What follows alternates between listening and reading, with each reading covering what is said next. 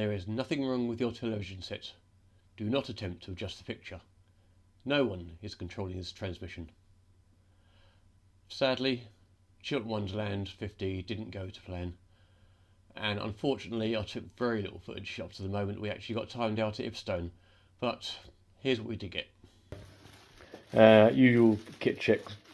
So I've got my base layer, gloves and socks in waterproof bag there, which is actually just a Tesco's freezer bag. They're brilliant things, you should use them. And my bacon butty shirt, silver blanket, hat and shorts, waterproof jacket, and I have long trousers here. It's supposed to be raining tomorrow.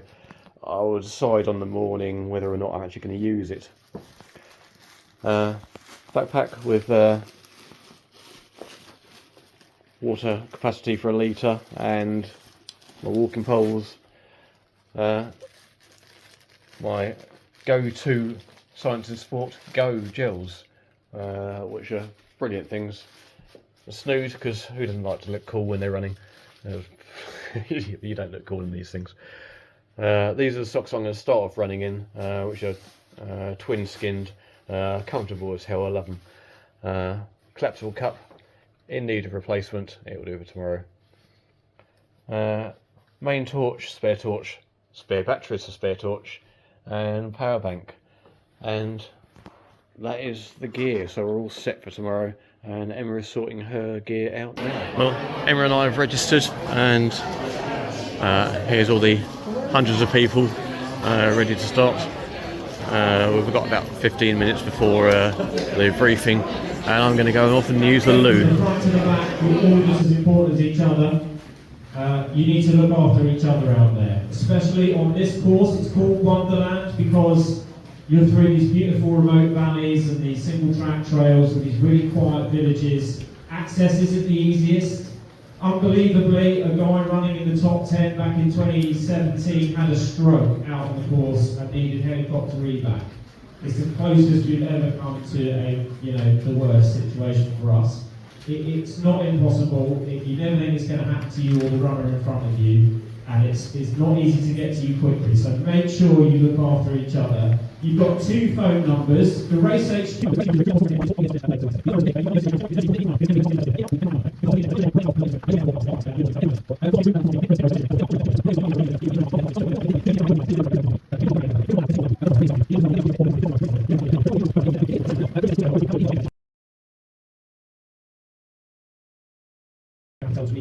But just say, I can't remember the space, but when you race it back, you will stay very quickly. There are 60 volunteers on course, you guys know none of this is possible without them. They don't come back and run next year, that's how it works. Please give them as much time as you can, because without them, it's literally impossible to score. I think that's it. Right, the start protocol, we're going to get going at 8:30 prompt. The marshals will lead you left out of the door, down to the Thames path. There's a nice congregating area. After 1 mile on the course is a pinch point gate. If you are fast, not someone who's actually like right at the back of fancies, being fast, seat yourself further forward, especially the ladies. Please seat yourself further forward. Get through that pinch point. It will create the least possible jam there. And if you're at the back of the queue at gate 1, chill out, have a snack. I know it's early, but fuel up, be patient, and after that it spreads out nicely. Right, have a wonderful day. Oh, heading down to start now. And let me just flip the camera over. Can I flip the camera over? How do I flip the camera over? Flip, swipe. No, let me stop recording and then I'll flip the camera over. It's Emma who's running her first ultra. Yeah, thanks, My wonderful partner who I bulldozed into running. Well, we're down at the start, hiding under the bridge, which is a very good place for us to be. Probably about 2/3 of the way towards the back, which again is probably a very good place to be. And there's the start, and we're off.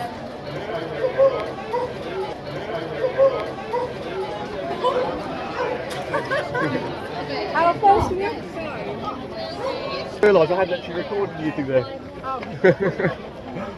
I just realised I never actually recorded the start, but we're still at the start and it will take us Hey Emma. It will still take us a little while before we actually get properly going. Well, right, better get on with it. Timed out at Chiltern, missed the cut off by 6 minutes. Sad face. Yeah, sad. But it was because of all. Look at this mud. Look, show them the Oh mud. dear. Yeah. We had a disadvantage. Yeah, that's the last mile and a half was unrunnable. So yeah, these things happen. Whatever. I think about what happened throughout the race, and then I'll stick something together later. Okay. But how did you find your first ultra experience?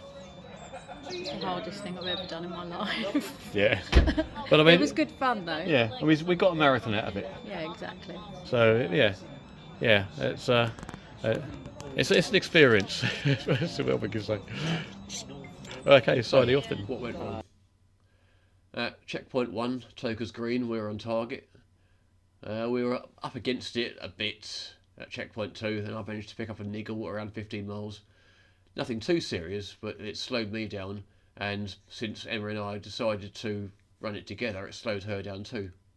We battled up Chitty Chitty Bang Bang Hill and hit an absolute mud bath. Missed the cut-off by 6 minutes. So, what were the reasons? Primarily on my part, complacency. I'd already run 2 of the 450s, and for various reasons didn't get to train much over the summer, but I thought my previous training would carry me through. In fairness, by the time we reached the halfway point, my niggle had gone. I was fighting fit again. It was just, unfortunately, too late to pull it back. So, what could I have done differently?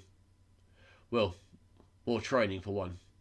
I can make excuses as to why I didn't train, but we all know these are just excuses. Now, I was told when I ran my first ultra with Keith Dean that we shouldn't run together the whole way because we'd hit energy bands at different times. And I thought my level of fitness was enough to carry me through that. It wasn't. Either myself or Emma needed to be significantly fitter than we were to be able to pull that off. Sleep. We both travelled directly from work. I didn't get to check into the B&B till gone 10 p.m. Didn't get a great deal of sleep. That in itself wouldn't have been enough to win our race, but it was a factor. Fueling. We didn't eat all of the food. Just kind of snacked at checkpoints. Again, in itself, probably not enough to end our race, I don't think, but it didn't help. So, what's next? 50 slams done. I'm not going to get that. I've still got Wendover Woods to do, which will be a great experience. This week, I'm running the 27-mile Why Not Wander in Kent in preparation for the 10,000 foot of Wendover Woods. Next year, Emma and I come back to Goring. We're going to face our demons on the Chiltern Wonderland 50. We're going to do it. And I'll find another challenge for the rest of the year. I don't know what yet. That will emerge in time. So I'm not looking on this DNF as a negative. It was a great learning experience, great race. And thanks, as always, to the organisers and volunteers at Centurion. See you all again soon.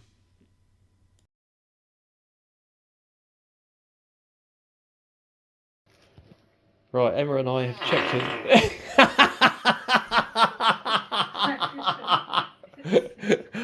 I'm going to keep that. I'm going to use that in the outtakes. I might put an outtake section right at the end.